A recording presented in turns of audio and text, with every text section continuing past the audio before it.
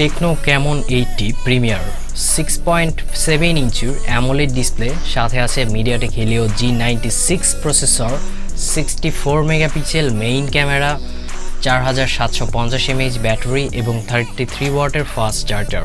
Hello guys, আসসালামু আলাইকুম, কেমন আছেন সবাই? আমি পিয়াস আছি আপনাদের সাথে টেকনোগোজের পক্ষ থেকে।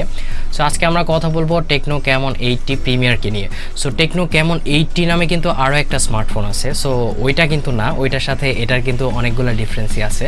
সো Tecno Camon 80 নিয়ে আমরা আলাদা একটা ভিডিওতে কথা বলবো, আলাদা একটা ভিডিও আপলোড করে দিব আমাদের চ্যানেলে। সো আজকে আমরা কথা বলবো Tecno Camon 80 প্রিমিয়ারকে নিয়ে। তো চ্যানেলে যারা নতুন আছেন প্লিজ চ্যানেলটি সাবস্ক্রাইব করে নিন, আর আমাদের চ্যানেলে প্রতিদিনই অ্যাকচুয়ালি স্মার্টফোনের রিভিউ আপলোড হয়ে থাকে। সো চ্যানেলটি ফলো করে রাখবেন, তাহলে আপনারা সবগুলো ভিডিওই দেখতে পাবেন।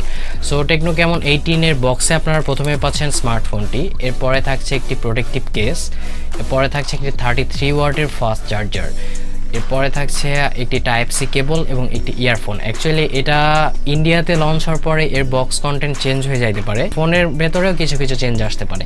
সো ইন্ডিয়াতে লঞ্চ হওয়ার পরে আমরা আরও একটি ভিডিও আপলোড করে দিব। লুকস এবং ডিজাইনের কথা বলতে গেলে এই ফোনটির লুকটা ছিল সত্যি খুবই অসাধারণ। এই ফোনটির থিকনেস দেওয়া হয়েছে 8.2 মিলিমিটার, মোটামুটি অ্যাভারেজ টাইপের থিকনেস বলা যায় এই ফোনটির।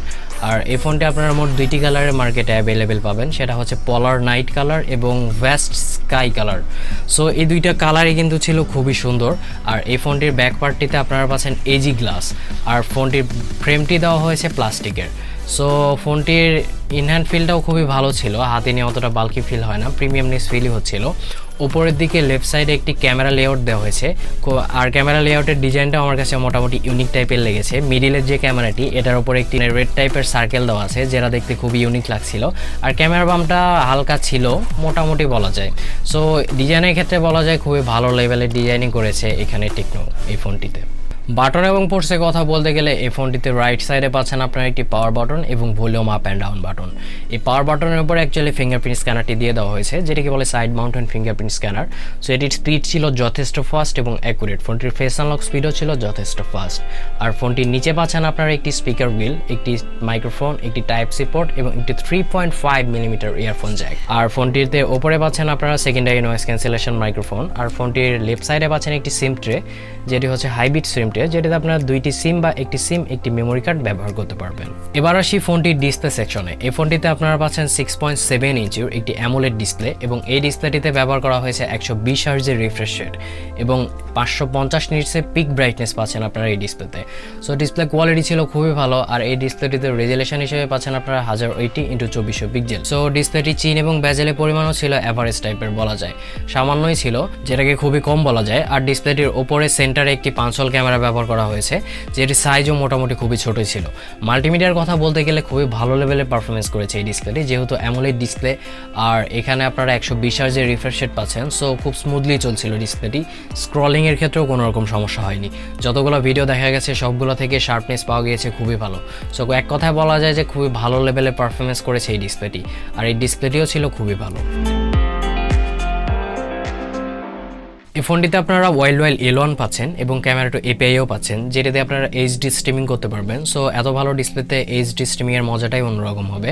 আর ক্যামেরা টু API দ্বারা আপনারা গুগল ক্যামেরা পোর্টটিও এই ফোনটিতে ব্যবহার করতে পারবেন। এই ফোনটিতে কোনো রকম ডুয়েল স্টেরিও স্পিকার কিন্তু আপনারা পাচ্ছেন না। এই ফোনটিতে ব্যবহার করা হয়েছে single bottom firing speaker. So speaker quality average টাইপের ছিল, একদম লাউড ছিল সেটা বলবো না, ভালো বিটও প্রডিউস করছে, সিঙ্গেল স্পিকার হিসাবে যতটা বিট বা যতটা লাউড হওয়ার কথা ততটাই ছিল। সো অ্যাভারেজ টাইপের বলা যায়।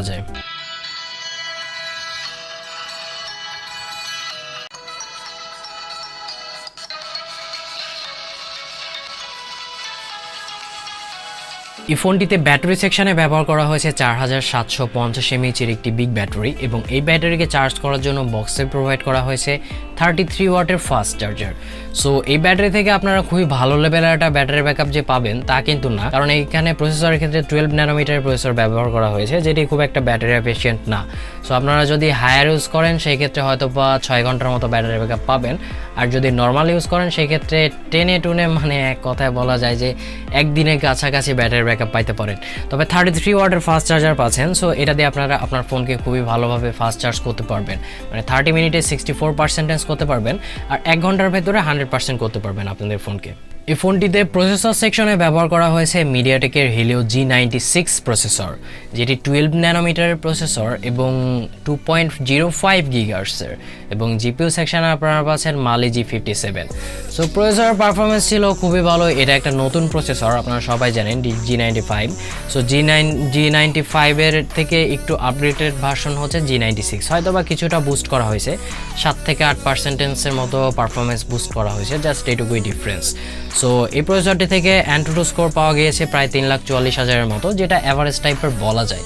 সো এই প্রসেসরটি দিয়ে আপনারা প্রায় সবগুলো গেমই খেলতে পারবেন এইচডি গ্রাফিক্সে। আলট্রা গ্রাফিক্সে খেলতে গেলে কিছুটা ল্যাগিংয়ের দেখা পাবেন, তবে খেলতে পারবেন। তবে মিডিয়াম এবং হাই গ্রাফিক্সে খেলাটাই মোটামুটি মনে হয় ভালো হবে। সো মিডিয়াম এবং হাই গ্রাফিক্সে খেললে কোনো রকম ফ্রেম ড্রপের দেখা পাবেন না এবং খুব স্মুথলি খেলতে পারবেন, যেহেতু এখানে 120 Hz যে রিফ্রেশ রেট দেওয়া হয়েছে। সো আপনারা গেমিংয়ের ক্ষেত্রে খুবই ভালো লেভেলের একটা পারফরমেন্সই পাবেন এই ফোনটি থেকে।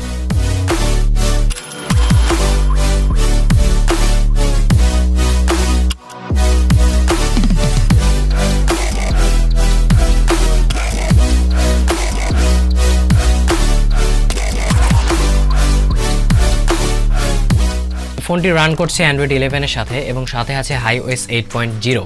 সো এই ওয়াইটি ছিল যথেষ্ট ফাস্ট এবং অ্যাকুরেট, খুব স্মুথলি চলছিল। অ্যাপ ওপেনিং ক্লোজিং থেকে শুরু করে ডে টু ডে যে কোনো রকম ল্যাগিংয়ের দেখা আপনারা দেখতে পাবেন না, খুব স্মুথলি চলছিল। তবে কিছু ইউজলেস অ্যাপস পাবেন যেগুলো আনইনস্টল করে নিতে পারবেন, আর নোটিফিকেশান অ্যাডস তো এগুলো থাকছে, যেগুলো মানে স্কিপ করতে গেলেও আপনারা কিছু কিছু ক্ষেত্রে স্কিপ করতে পারবেন না, অটোমেটিকলি নোটিফিকেশান চলে আসে বা অ্যাডসেট যেগুলো নোটিফিকেশান। সো এইগুলাই কিছুটা সমস্যা এই ওয়ের ক্ষেত্রে। অন্যান্য দিক যেমন ট্যাগিংয়ের কথা বলতে গেলে কোনো রকম ল্যাগ ট্যাগ ছিল না, সব কিছু খুব স্মুথলি চলছিল। হায়ার ইউজ এবং নর্মাল ইউজ করতে পারবেন, কোনো রকম সমস্যা হবে না। আর এই ফোনটিতে অ্যাকচুয়ালি LPDDR4X র্যাম মেবি ব্যবহার করা হয়েছে, আমি শিওর না। আর স্টোরেজ সেকশনেও মেবি UFS 2.2 বা 2.1 ব্যবহার করা হয়েছে, 3.1 মেবি ব্যবহার করা হয় নাই। সো এটা আমরা শিওর না, কোনোখানেই মানে এই বিষয়ে কোনো রকম ইনফরমেশন পাইনি। যদি কখনো ইনফরমেশন পাই তাহলে ডিসক্রিপশনে বা কমেন্ট সেকশনে আমরা জানিয়ে দিব আপনাদেরকে। আর এই ফোনটি আপনারা মোট একটি ভেরিয়েন্টই মার্কেটে অ্যাভেলেবেল পাবেন, সেটা হচ্ছে 8/256 GB ভেরিয়েন্ট। এই ভেরিয়েন্টটি প্রাইস অ্যাকচুয়ালি ইন্ডিয়াতে মেবি 22 বা 21,000 টাকার ভেতরেই থাকবে।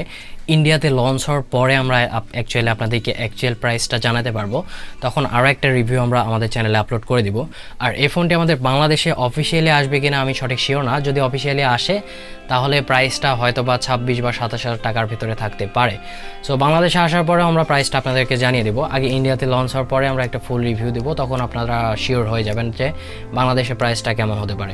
সো আনঅফিসিয়ালি এই ফোনটি আসার চান্স থাকলেও মানে অ্যাকচুয়ালি আসবে কিনা সঠিক জানি না, কারণ আপনারা জানেন যে বর্তমানে বাংলাদেশের অবস্থাটা কি, আনঅফিসিয়াল ফোন অ্যাকচুয়ালি ওইভাবে কেউ কিনতেছে না।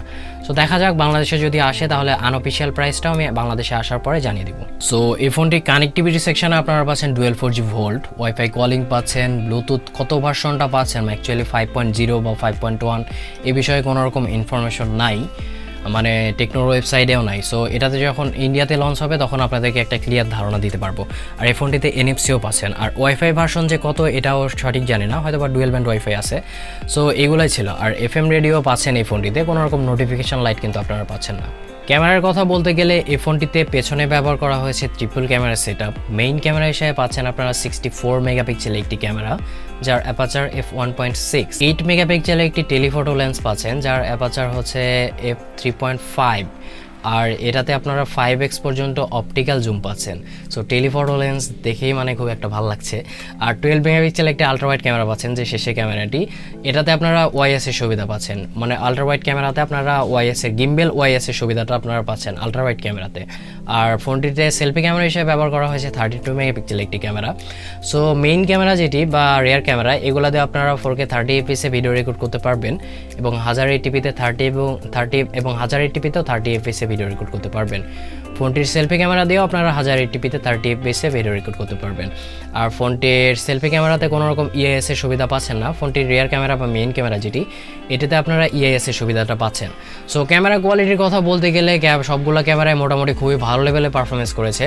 64 মেগাপিক্সেলের ক্যামেরা ছবিগুলো ছিল খুবই ভালো। 8 মেগাপিক্সেল যে টেলিফটো লেন্স দেওয়া হয়েছে, এটি দিয়ে 5x পর্যন্ত অপটিক্যাল জুম করতে পারবেন এবং মানে পোর্ট্রেট টাইপের ছবি তুলতে পারবেন। খুবই সুন্দর ছবি তুলতেছিল এটা। আর আলট্রা ওয়াইড 12 মেগাপিক্সেলের ক্যামেরাতেও আপনারা খুবই ভালো লেভেলের ছবি তুলতে পারবেন। আর এটা দিয়ে ভিডিও রেকর্ডিংয়ের সময় গিম্বেল ওয়াইএস এর সুবিধাটা পাবেন, মানে আপনাদের ভিডিওর সময় যদি হাত কেঁপেও যায় তাহলে ভিডিওতে নড়াচড়া বা শেখে যে টাইপের ভিডিওগুলো আসে ওই টাইপের ভিডিওগুলো মানে আসবে না। খুবই ভালো লেভেলের স্টেবল টাইপের ভিডিও আপনারা করতে পারবেন এই আলট্রা ওয়াইড ক্যামেরাটা দিয়ে, কারণ এখানে গিম্বেল ওয়াইএস এর সুবিধাটা আছে। সো সবগুলো ক্যামেরার পারফরমেন্সই ছিল খুবই ভালো, সেলফি ক্যামেরাও খুবই ভালো ছিল, সবগুলো ছবি থেকে ডিটেলস পাওয়া গেছে খুবই ভালো, ডাইনামিক রেঞ্জও ভালো ছিল। সো এক কথায় বলা যায় যে খুবই ভালো লেভেলের ক্যামেরা লেআউটই দেওয়া হয়েছে এই ফোনটিতে। সো কিছু ক্যামেরা স্যাম্পল দিচ্ছি আপনাদেরকে, দেখে নিন, দেখে নিলে বুঝতে পারবেন।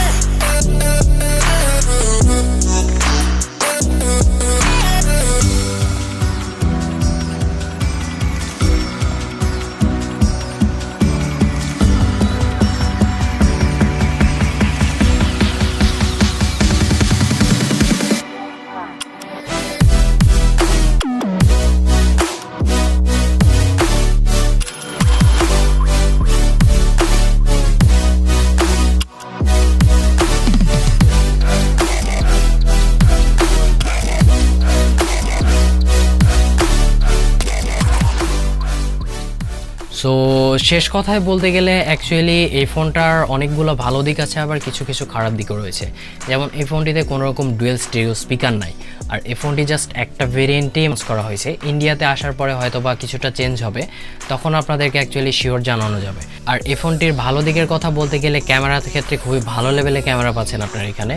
প্রসেসরের ক্ষেত্রে ভালো একটা নতুন প্রসেসর পাচ্ছেন, 6.7 ইঞ্চের অ্যামোলেড ডিসপ্লে পাচ্ছেন, সাথে আসছে 120 হার্জ রিফ্রেশ রেট, সাথে আসছে 4750 mAh ব্যাটারি এবং 33 ওয়াটের ফাস্ট চার্জার। সো এই সবগুলো দিক বিবেচনা করে যদি এই ফোনটি আপনাদের জন্য পারফেক্ট হয় তাহলে আপনারা কিনে নিতে পারেন। অ্যাকচুয়ালি বাংলাদেশে আসার পরে বা ইন্ডিয়াতে লঞ্চ হওয়ার পরে তো আপনারা কিনতে পারবেন, তার আগে কিনতে পারবেন না। সো দেখা যাক কবে লঞ্চ হয়। সো আপনাদেরকে এই ফোনটা নিয়ে যতটা পারি একটা ধারণা দেওয়ার চেষ্টা করলাম। সো এই ছিল এই ফোনটির রিভিউটি কেমন লাগলো জানাবেন আমাদেরকে। রিভিউটি যদি ভালো লেগে থাকে তাহলে আমাদের চ্যানেলটিতে প্লিজ সাবস্ক্রাইব করে নেবেন এবং আমাদের ভিডিওতে লাইক করবেন, কমেন্ট করবেন এবং শেয়ার করবেন। আপনাদের জন্য প্রতিদিনই নতুন কিছু করার চেষ্টা করছি। সো চ্যানেলটিতে সাবস্ক্রাইব করে আমাদের সাথেই থাকুন। ধন্যবাদ সবাইকে।